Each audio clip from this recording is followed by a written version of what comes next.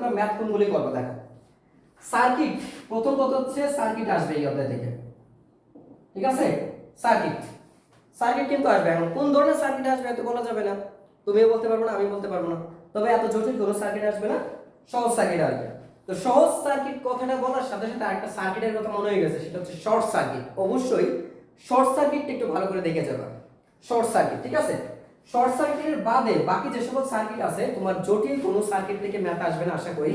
যেমন কারশফস ইউজ হবে না, নরমাল যে সূত্রগুলি আছে সেগুলো দিয়ে তুমি ম্যাথগুলি করতে পারবা।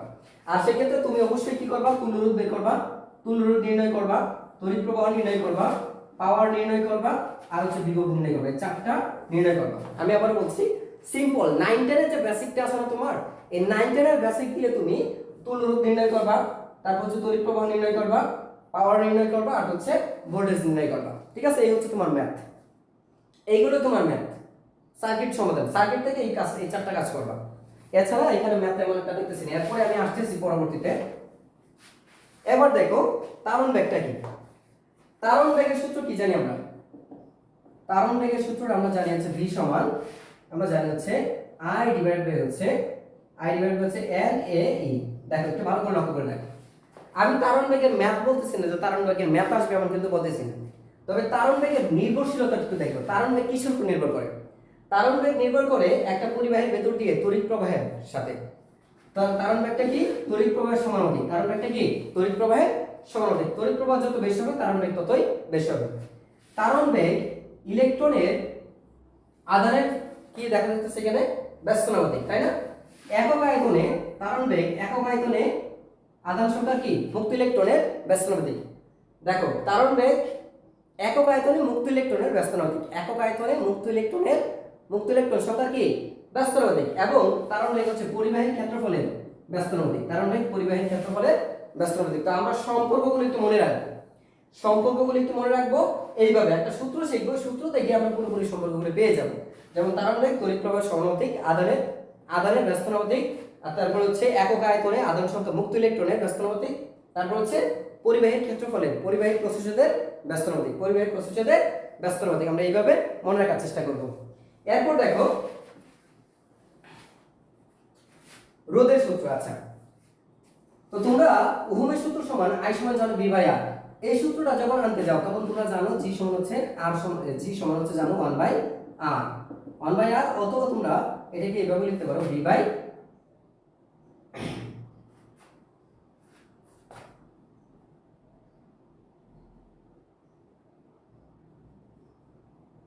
হ্যাঁ এটা লিখতে পারো, ঠিক আছে? তাইলে তুমি এটার সাথে এটা সম্পর্ক তৈরি করতে পারো, এটাও সম্ভব। তাহলে এইটা কি? এটা হচ্ছে পরিবাহিতা। এটা কি? পরিবাহিতার একক কি আমরা জানি? পরিবাহিতার একক কি? সিমেন্স। পরিবাহিতার একক কি জানি আমরা? সিমেন্স, না? এটা মনে রাখবা একটু, ঠিক আছে? এখন আমরা রোধের সূত্রগুলো দেখি। রোধের সূত্রগুলো খুবই ইম্পর্টেন্ট, রোধের সূত্র খুবই ইম্পর্টেন্ট, মনে রাখবা, ঠিক আছে? রোধের সূত্রগুলি খুবই ইম্পর্টেন্ট। তাহলে রোধের কয়টা সূত্র তোমরা জানো? রোধের দুইটা সূত্র জানো, একটা জানো R সমান থেকে n, অর্থাৎ পরিবাহীর রোধ পরিবাহীর দৈর্ঘ্যের সমানুপাতিক, পরিবাহীর রোধ পরিবাহীর সমানুপাতিক। আরেকটা জানো পরিবাহীর রোধ পরিবাহীর ক্ষেত্রফলের ব্যস্তনামাত্রিক, পরিবাহীর রোধ পরিবাহীর রোধ দৈর্ঘ্যের সমানুপাতিক এবং ক্ষেত্রফলের ব্যস্তনামাত্রিক, এটা জানো। তো এইটা থেকে একটা সূত্র তৈরি করা যায় এরকম ভাবে যে R2 বাই R1 সমান হচ্ছে L2 বাই L1, ঠিক আছে? এখানে আসতে পারে যে দৈর্ঘ্য দ্বিগুণ করলে রোধ কত গুণ হবে? দৈর্ঘ্য দ্বিগুণ করলে রোধ দ্বিগুণ, দৈর্ঘ্য 4 গুণ করলে রোধ 4 গুণ, রোধ 4 গুণ করলে দৈর্ঘ্য 4 গুণ, রোধ 10 গুণ করলে, রোধ যদি 10 গুণ করো তাহলে দৈর্ঘ্য হবে 10 গুণ। এইখান থেকে আসতে পারে ক্ষেত্রফল অর্ধেক করলে রোধ দ্বিগুণ হয়ে যাবে, ক্ষেত্রফল 1/4 করলে রোধ হবে 4 গুণ, ক্ষেত্রফল যদি 1/8 করা হয় তাহলে রোধ হয়ে যাবে 8 গুণ। বুঝতে পারছো? এইভাবে তুমি এইটা যদি ম্যাথ করবা তাহলে এটা দিয়ে কি সূত্র তৈরি করা যায়? R2 বাই R1 সমান হচ্ছে A1 বাই A2। এটা দিয়ে তুমি এইভাবে সূত্র তৈরি করতে পারবে। তো রোধের এই দুটো সূত্র দিয়ে অবশ্যই ম্যাথ করে যাবে, ঠিক আছে? দুই একটা ম্যাথ দেখে যাবো।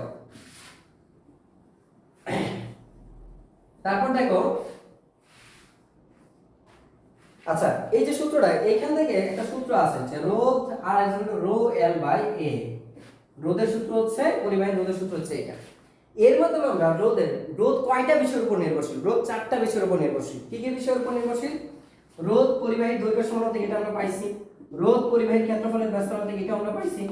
রোধ তাপমাত্রার উপর নির্ভরশীল, পরম তাপমাত্রার উপর নির্ভরশীল রোধ কিসের উপর নির্ভর করে? পরম তাপমাত্রা, কারণ এই সূত্রটা তাপমাত্রা স্থির রেখে তৈরি করা হয়েছে এবং পরিবাহী উপাদানের উপর। চারটা বিষয়: তাপমাত্রা, দৈর্ঘ্য, ক্ষেত্রফল এবং পরিবাহী উপাদান। পরিবাহী উপাদান এখানে আছে কি? আপেক্ষিক রোধ।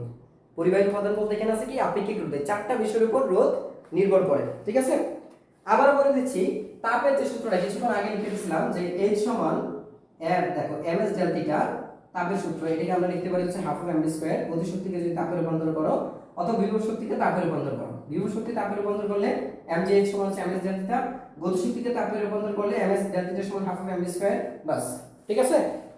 এই সূত্র অ্যাপ্লাই করবা। তারপর দেখো জুলের সূত্র। এখন আমরা দেখব হচ্ছে জুলের সূত্রগুলো। তো জুলের সূত্রটা তোমরা জানো যে I সমান, আমরা কি জানি? জুলের সূত্র, তাপের সূত্র। জুলের কি? তাপের সূত্র I square RT, I square RT। তো জুলের সূত্র দেখি আমরা সম্পর্কগুলো একটু দেখি। এর দ্বারা কি বোঝায়? এর দ্বারা বোঝাচ্ছে তাপমাত্রা হচ্ছে তড়িৎ প্রবাহের সমানুপাতিক। কখন? যখন R এবং T স্থির। যখন পরিবাহী রোধ এবং সময়কাল স্থির থাকবে তখন তাপমাত্রা, পরিবাহী তাপ তড়িৎ প্রবাহের কি? বর্গের সমানুপাতিক। আচ্ছা, এই সমানুপাতিক T কখন? যখন I এবং R স্থির। I এবং R স্থির থাকলে পরিবাহী তাপ কি হবে? সময়ের সমানুপাতিক। আচ্ছা, আরেকটা সূত্র লিখে যাই, H সমানুপাতিক R, অর্থাৎ যখন পরিবাহী তড়িৎ প্রবাহ এবং সময় স্থির থাকবে। এগুলো হচ্ছে ধ্রুবপদ। যখন এই দুটো স্থির থাকবে তখন তখন তড়িৎ প্রবাহের বর্গের সমানুপাতিক, যখন এই দুটো স্থির থাকবে তখন সময়ের সমানুপাতিক, যখন এই দুটো স্থির থাকবে তখন রোধের সমানুপাতিক। তো এইটা দিয়ে তুমি সূত্র তৈরি করতে পারো এরকম ভাবে, H1 সমান হচ্ছে I2/I1 হোল স্কয়ার। আর এটা দিয়ে তুমি লিখতে পারো H2/H1 সমান হচ্ছে T2/T1। আর তুমি এটা দিয়ে লিখতে পারো H2/H1 ইকুয়াল হচ্ছে R2/R1। মনে রাখবা সূত্র তৈরি করতে হবে তোমাকে, তোমরা সূত্রের ভাঙাটা জানতে হবে। সূত্রের ভাঙা যত বেশি জানবা ততই কিন্তু ভালো। আচ্ছা, কে কি কমেন্ট করছো?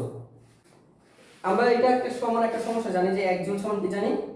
আমরা জানি হচ্ছে 4.1 ক্যালোরি সমান। আমরা জানি 1 ক্যালোরি সমান হচ্ছে 4.2 জুল।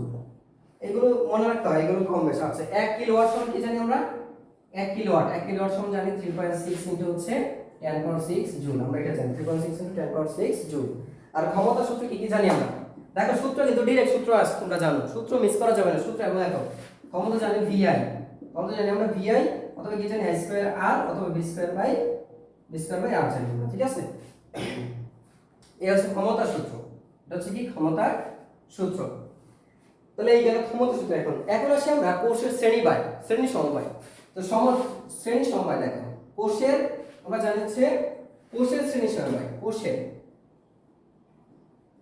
কোষের শ্রেণী সমবায় তোমরা বুঝে নিও, সমবায়। আচ্ছা, তো কোষের শ্রেণী সমবায়ে আমরা যে তড়িৎ প্রবাহটা জানি সেটা হচ্ছে E ডিভাইডেড বাই হচ্ছে NE divided by R plus NR। কোষের শ্রেণী সমবায়ে তড়িৎ প্রবাহের সমীকরণ, মূল প্রবাহের সমীকরণ হচ্ছে NE divided by R plus NR, যেখানে E হচ্ছে একটা কোষের মান, একটা কোষের পরিচালক শক্তি, আর হচ্ছে বহির্বর্তনের রোধ এবং স্মল r হচ্ছে ছোট মানে হচ্ছে অভ্যন্তরীণ রোধ। স্মল r হচ্ছে কি? অভ্যন্তরীণ রোধ। এখন এইটা সম্পর্কে আমাদের যেটা করতে হবে, দুটো কেস আছে। কি কি কেস? এই কেসগুলো হচ্ছে ইম্পর্টেন্ট, ঠিক আছে? এই সূত্রটা কিন্তু ইম্পর্টেন্ট না আমার, এই সূত্র কিন্তু ইম্পর্টেন্ট না, কিন্তু এই সূত্র দিয়ে যে কেস আছে সেই কেসগুলো আমার জন্য ইম্পর্টেন্ট। তাহলে দেখো, এই সূত্র যখন তুমি r এর মান, r যদি খুব বড় হয়ে যায় r এর চেয়ে, যদি r এর মান এই r এর চেয়ে খুবই বড় হয়ে যায় তখন কিন্তু তুমি nr সমান 0 লিখতে পারবা। তখন nr তো কি হয়ে যাবে? 0 হয়ে যাবে। তখন তুমি I সমান লিখতে পারবা NE divided by R, NE divided by R। অর্থাৎ এখানে দেখা যাচ্ছে n গুণ তড়িৎ প্রবাহ কি হচ্ছে? একটা কোষের n গুণ। যদি তোমার এই আর বহির্বর্তনের যদি অভ্যন্তরীণ রোধ অপেক্ষা বড় হয়, ঠিক আছে? একটু প্লিজ হ্যালো, আসসালামু আলাইকুম।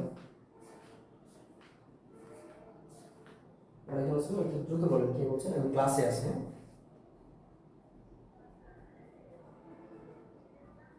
জি জি জি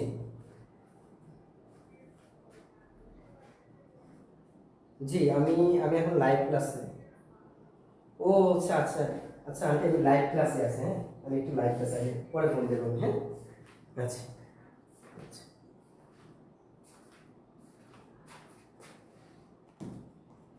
আচ্ছা, একটু দেখো তাহলে। হ্যাঁ। কি বলছি যে তুমি যদি দেখো শ্রেণী সমবায়ের ক্ষেত্রে যদি বহির্বর্তন রূপটা বেশি বড় হয়ে যায় সেক্ষেত্রে এইখানে সুযোগ সুবিধা বেশি পাওয়া যাবে। অর্থাৎ তুমি যদি বাসা বাড়িতে একটা কোষ ব্যবহার করো, এরকম একটা কোষ ব্যবহার করো, তাহলে তুমি n গুণ কারেন্ট বেশি পাবা। অর্থাৎ তুমি বেশি পরিমাণ শক্তি সরবরাহ করতে পারছো, তড়িৎ শক্তি বা বিদ্যুৎ শক্তি। ঠিক আছে, এইটা তোমার জন্য বেশি কার্যকরী। কিন্তু তুমি যদি এখন এইটা বলো এই সূত্রের মধ্যে যে r এর মান যদি এই r এর চেয়ে অনেক ছোট হয়ে যায়, অর্থাৎ অভ্যন্তরীণ রোধের মান যদি অনেক বড় হয়ে যায়, বহির্বর্তন রোধ যদি ছোট হয়ে যায়, সেই ক্ষেত্রে তড়িৎ প্রবাহটা হচ্ছে আমার, তাহলে দেখা যাবে কি এই r এর মান 0 হয়ে যাবে। তখন এই r এর মানটা কি হয়ে যাবে 0। যদি এটা চেয়ে অনেক ছোট হয়ে যায় তখন r ইকুয়ালটা আমরা 0 লিখতে পারি। তো r ইকুয়াল তুমি যদি 0 লিখো তাহলে দেখো আমরা এই সূত্রটা কি লিখতে পারি, তাহলে আমার এটা 0 হয়ে যাবে, তাহলে লিখতে পারি ne ডিভাইডেড বাই ne, তাহলে লিখতে পারি ne ডিভাইডেড বাই হচ্ছে ne, অর্থাৎ ne ডিভাইডেড বাই nr, অর্থাৎ এখান থেকে পাচ্ছি nr i সমান। তাহলে এইটা থেকে কিন্তু কারেন্টের পরিমাণ খুব কম পাচ্ছ। অর্থাৎ শ্রেণী সমবায়ে তুমি বহির্বর্তনের রোধটা যদি বড় রাখো তাহলে এই সুযোগ সুবিধা বেশি পাবা। ঠিক আছে, আর এইটা রাখলে তোমার কোনো লাভ হবে না, কোনো কাজে আসবে না। ঠিক আছে, তা আমরা কোন সুযোগ সুবিধা কোথায় থেকে বেশি পাবো? শ্রেণী সমবায়ে যদি বহির্বর্তন রোধটা বড় মানে রাখি তাহলে আমরা এই বর্তন থেকে সুবিধা পাবো, অন্যথায় আমরা কিন্তু সুবিধা পাবো না। এটাই হচ্ছে আমাদের কেসটা। আচ্ছা, কোন ক্ষেত্রে বেশি অধিক সুবিধা পাওয়া যাবে? এবার দেখো সমান্তরাল সমবায়ের ক্ষেত্রে কি ঘটে। সমান্তরাল সমবায়, তো সমান্তরাল সমবায়ের ক্ষেত্রে আমি লিখতেছি না সমান্তরাল সমবায়টা, শুধুমাত্র সূত্র লিখে দিচ্ছি। দেখো, তো সমান্তরাল সমবায়ের ক্ষেত্রে আমরা সূত্র জানি হচ্ছে I সমান ne ডিভাইড বাই হচ্ছে nr প্লাস r। আমরা সূত্র জানি এটা। সমান্তরাল সমবায় সূত্র জানি ne divide by nr plus r। এখন এই ক্ষেত্রে কিন্তু দুইটা কেস। প্রথম কেস বলতেছে r এর মান যদি খুব বড় হয়ে যায় স্মল r এর চেয়ে, এটা হচ্ছে অথবা তুমি যদি r এর মান এটা খুব বড় হয়ে যায় তখন আমি লিখতে পারি এই r এর মানটা 0, মানে এই rটা এই r এর চেয়ে অত্যাধিক পরিমাণে বড়, তখন আমরা এটাকে 0 ধরতে পারি। আর এটা 0 ধরলে এটা 0 হয়ে যাবে, তখন i এর মান পাবো আমরা e বাই r। তখন কি পাবো? e by r। লক্ষ্য করে দেখো, এটা যদি না থাকে তখন কি n বাই n কাটা যায়, শুধু থাকবে e বাই r। বুঝতে পারছো? এই জন্য এটা আসে। অর্থাৎ এইখানে দেখা যাবে যে সমস্ত বর্তনীতে মোট প্রবাহ যে কোনো একটা কোষের ভেতর যে তড়িৎ প্রবাহটা হয় তার সমান। যে কোনো একটা কোষের ভেতর দিয়ে যে তড়িৎ প্রবাহটা হয় এইটাই হচ্ছে তাই ওই বর্তনীর মোট প্রবাহের সমান। অর্থাৎ এটা দিয়ে আমরা কোনো সুবিধা পাবো না, কারণ আমরা তখনই সুবিধা পাবো যখন দেখবো কোনো একটা কোষ দিয়ে কয়েক গুণ বেশি পরিমাণে তড়িৎ প্রবাহিত হচ্ছে। এবার দেখো কেস 2, অর্থাৎ যদি আর স্মল r এর মানটা খুব বড় হয়ে যায় r এর চেয়ে, এই স্মল r যদি r এর চেয়ে অনেক বড় হয়ে যায় তখন i এর মান কি লিখতে পারি? অর্থাৎ তখন এটা 0 হয়ে যাবে। আর এইটা যদি 0 হয়ে যায় তখন আমি লিখতে পারি কি ne বাই r। তখন লিখতে পারি ne বাই r। অর্থাৎ দেখো এখানে কি পাচ্ছ তুমি যদি সমান্তরাল সমবায়ে স্মল অর্থাৎ অভ্যন্তরীণ রোধটাকে বড় রাখো, সমান্তরাল সমবায়ে অভ্যন্তরীণ রোধ যদি অনেক বড় হয়ে যায় তখন কিন্তু এই বর্তনী থেকে তুমি এক্সট্রা সুবিধা পাবে। এক্সট্রা সুবিধা মানে কি? যে একটা কোষের ভিতর দিয়ে যে পরিমাণ তড়িৎ প্রবাহিত হইতো তার চেয়ে তুমি n গুণ পরিমাণ বেশি তড়িৎ প্রবাহিত পাবা। যদি তোমার কোষ থাকে 5টা তাহলে তুমি 5 গুণ বেশি কারেন্ট পাবা। কোষ যদি থাকে 10টা তুমি 10 গুণ বেশি কারেন্ট পাবা। অর্থাৎ সমান্তরাল সমবায়ের ক্ষেত্রে কোনটা বেশি দরকার? যার বহির্বর্তন রোধ বেশি, যার অভ্যন্তরীণ রোধ বেশি সেটা, এইটা তোমার জন্য কার্যকরী।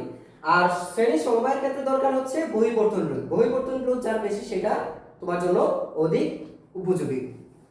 আচ্ছা, হুইস্টন ব্রিজের আমরা একটু দেখি হুইস্টন ব্রিজের নীতিটা আমরা কি জানি। হুইস্টন ব্রিজের নীতিটা আমরা একটু দেখি। তোমরা হুইস্টন ব্রিজের নীতিটা তোমরা জানো যে P বাই Q সমান R বাই S।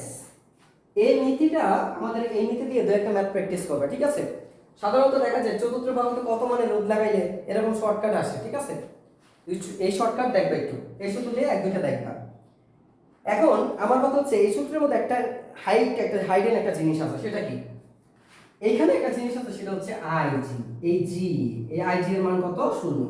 এই সূত্র তখনই প্রযোজ্য যখন গ্যালভানোমিটারের ভেতর দিয়ে কারেন্ট 0। তাহলে আমার এটাই হচ্ছে, দেখো খুব একটা সূক্ষ্ম একটা বিষয়, যেটা কখন হবে?